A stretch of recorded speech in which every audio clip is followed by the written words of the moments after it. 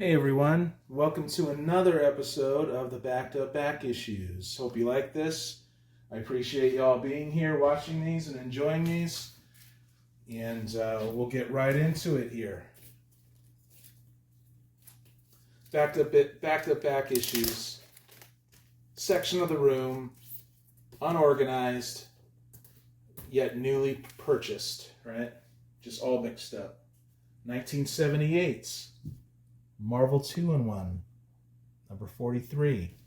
Got a little tear there, but it's Man-Thing. Featuring some John Byrne and friends on the art duties. Pretty cool. Can't wait to read this one.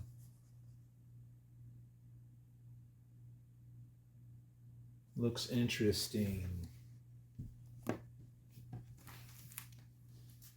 1984, Captain America, 291.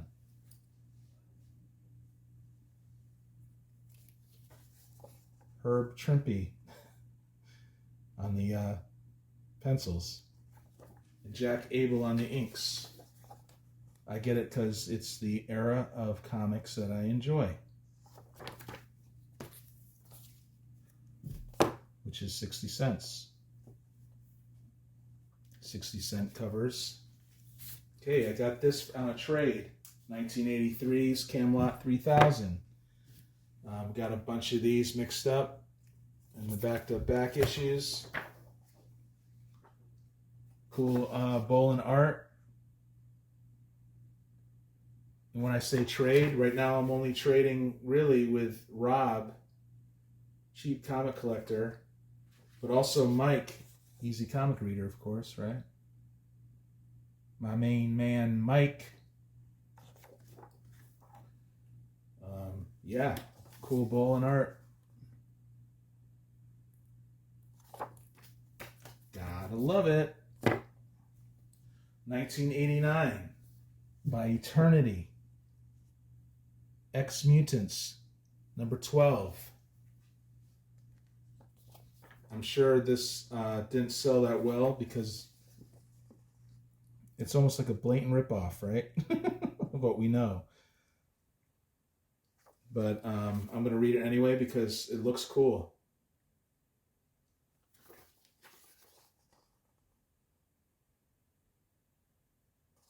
I like black and white comics anyway. Sometimes you can really get a lot of cool details that weren't in there before.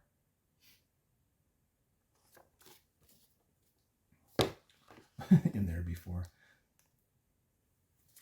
Black and white, you can see details that sometimes you don't see in color. How's that? You guys like that better? Okay, Marvel UK, 1993's. Marvel UK, Filthy 50 Center. I like Marvel UK. It always showcased artists that we like in the modern world.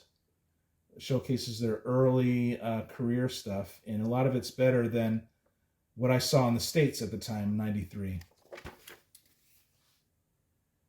In my opinion, of course, but not this one. This one's Anthony Williams. But it looks cool.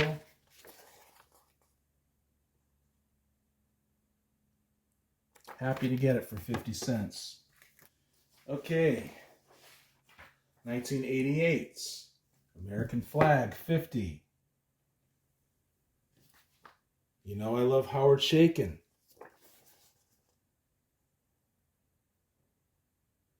And this is a time where he just worked exclusively on his stuff here.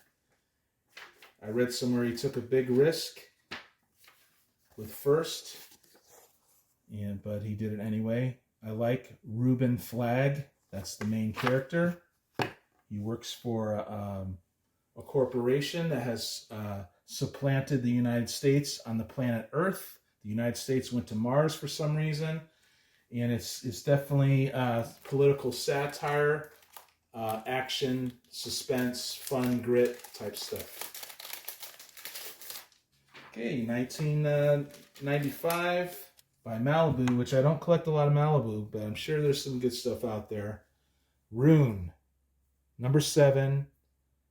I got into Rune because of the Barry Windsor Smith art, but actually it's a good character. This thing comes from this foul, evil, malignant presence from outer space crashes into the earth. Not in this issue, this is the origin story. And is buried for millennia, but is responsible for a lot of wicked things.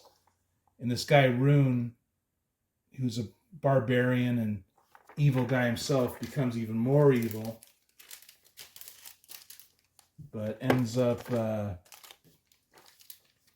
being challenged by a different evil group, and he slowly becomes like an anti-hero, I think. I haven't read all these issues, so I don't really know. I could be talking out my butt right now.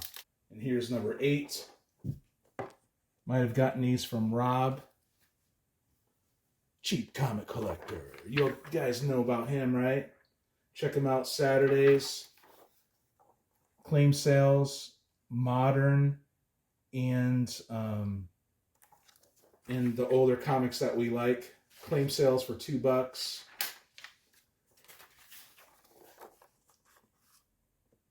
Free shipping within the continental U.S., depending on how many comics you buy, of course. He's just a cool guy. Here's, I love this. I love it. So in the early 90s, Dark Horse got the rights to Nexus. And this is actually Mike Barron, Steve Rude, the original creators.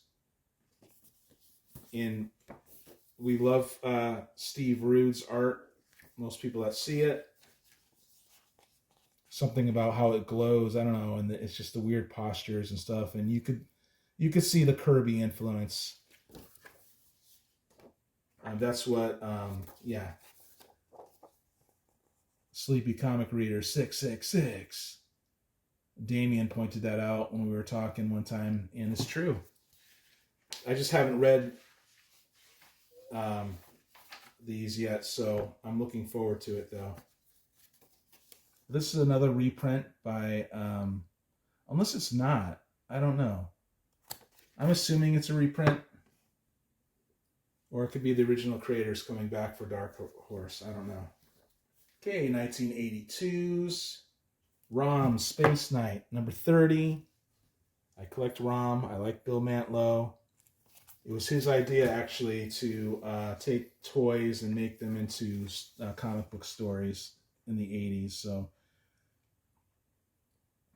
I'm digging it. I'm digging ROM and Micronauts. So I collect that when I see it on the cheap.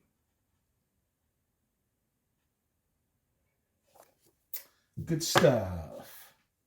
1992 by Sun Comics.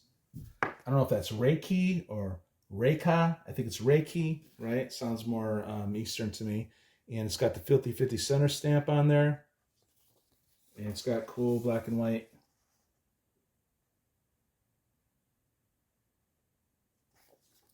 art. Definitely awesome. Like old school manga now. This is what this reminds me of, which is cool. I like the old school stuff. Old school anime style. So yeah, happy to have that for 50 cents.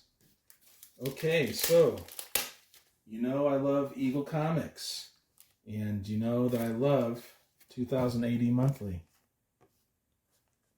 Because it features my guy that I like, Judge Dredd.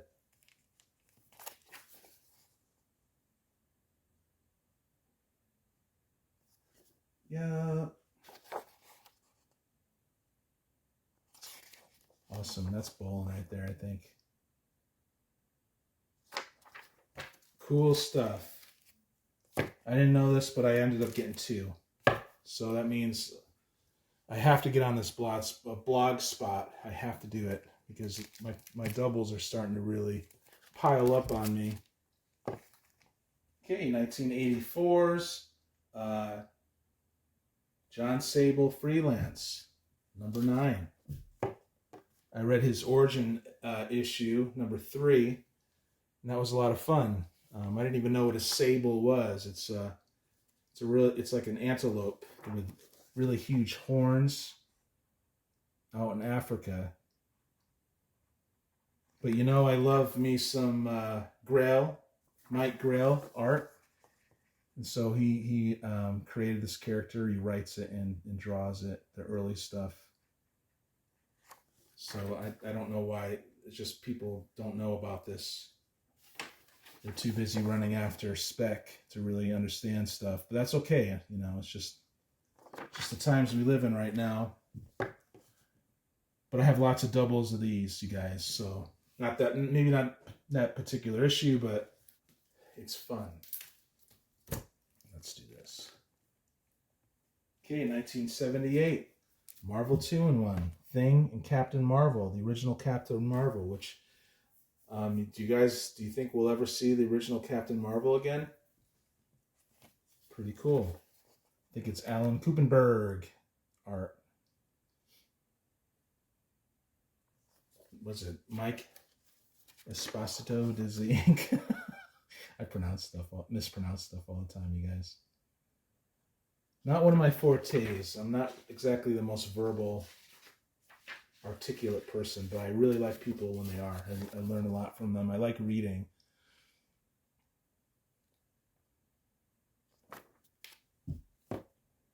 Cool. Okay, 1984, the very last Marvel team-up. Number 50, with the Uncanny X-Men. Some of us wish they never did that, but it's cool. Kind of follows up on the Nothing Can Stop the Juggernaut story. A little bit. Maybe. Pretty cool.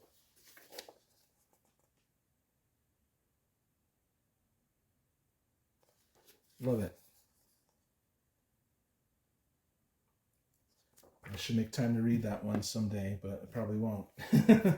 There's so much other stuff that's in front of me right now. 1987's Action Comics, 610. Cool Deadman cover. Guess they were going weekly at this time.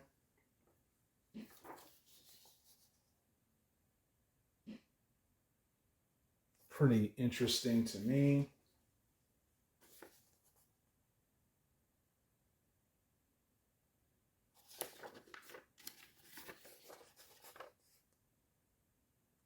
Got that for $1. 1989's by Eternity, War of the Worlds. This was in the last haul. An issue of this was in the last haul. Number 3, 50/50 center. Cool art.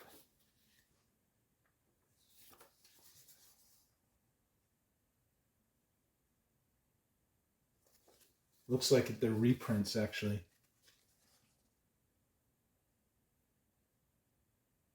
Is this based on H.G. Wells? I didn't think it was. Yeah, it is. Wow. Duh.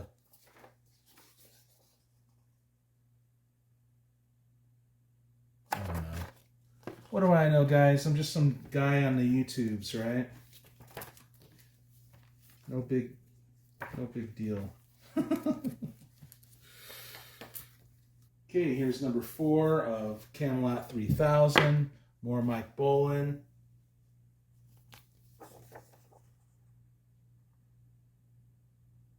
We see this on the cheap, we get it, right, guys?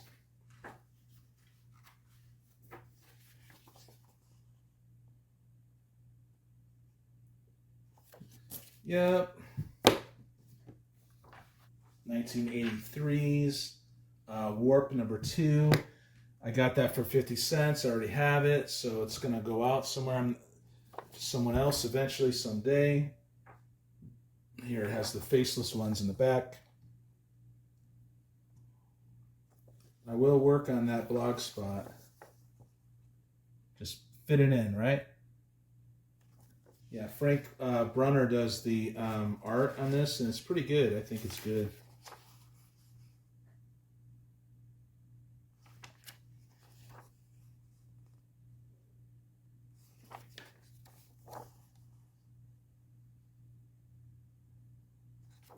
So, yeah, don't be shy. Hit me up email me. You see things you like, you know, kindly go through my videos and find stuff you like.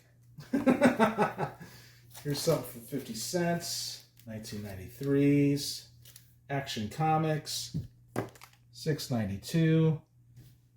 I see Superman. I just get it now. I wasn't always the biggest Superman fan, but and I know this stuff in the 90s is easy to get. I don't know, but it's still like maybe it's a subconscious thing at this point. It's an iconic look. And I have YT friends, right? YT, YouTube friends that swear by Superman and love him. Stick with him and don't understand people who don't like Superman. Or maybe they do understand it, but they're thinking that the Superman haters are being a little short-sighted. Okay, and I'm not a Superman fan. Just so you know. So, talking about myself, I guess. 1989, Marvel Tales, McFarlane cover. Got it for $2. Marvel Tales, what is that? $2.28. I see McFarlane on the cheap like that. I just get it. I'm not even a McFarlane fan, but no, actually, I keep saying that, but actually, it's true. I like him though, but I don't care. I'm not a huge Venom fan. I like Spawn. I like Venom. You know, look at that. Look how the inside's a little different, isn't it? But people they call him the Todd Father, right? The Todd Father. All right. 1984's John Sable Freelance 16. It's not that I hate McFarlane, it's just that he changed things. He changed it, I don't think, for the better. That's just my opinion. Only because I grew up on 80s where there was more focus on the story. And that stuff was etched into my brain, the 80s, you know? And you could still have interesting art that is more subtle and has cooler perspectives. But I can't say anything against McFarlane because he's his own man and he freaking he goes out there and he fights, or he did. Dude is a slugger. Dude is awesome. So shout out to Todd McFarlane anyway. That was Mike Grail. I probably have that copy of that. Here's number 10 of Camelot 3000. I got that for 50 cents. I know because of this filthy 50 center, unless Rob did that. Rob, I did get a bunch of these from Rob, Cheap Comic Collector. Come on, people. This might be a double, you guys, so another double alert. Wow.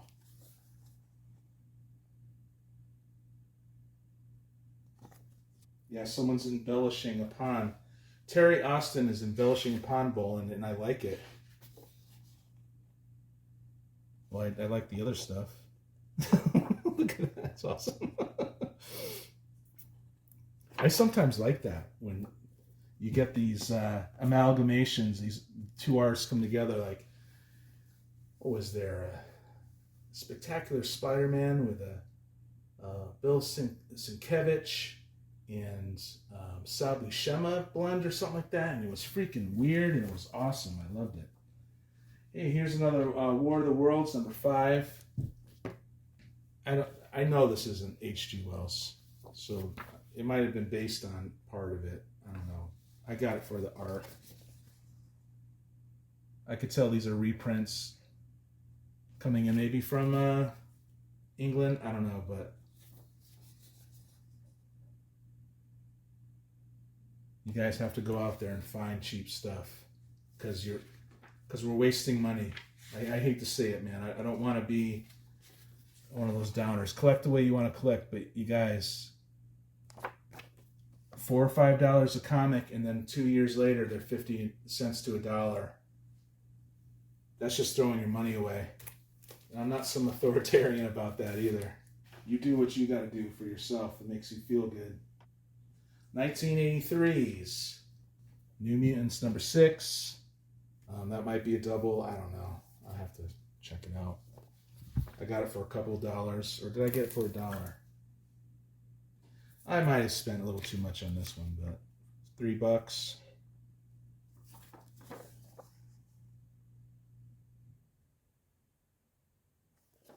So there you go, dudes and dudettes.